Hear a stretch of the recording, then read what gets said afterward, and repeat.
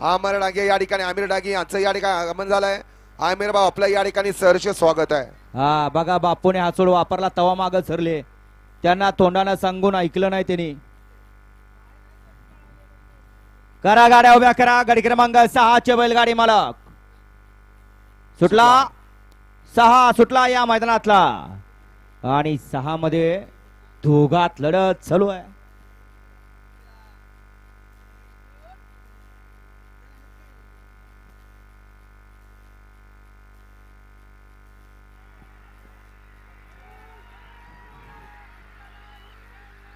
अतिशय सुंदर अशी लढत शेवटच्या क्षणापर्यंत लढत झाली. काटा किर्र अशी लढत. आड्याला होता बकासूर आणि सर्जा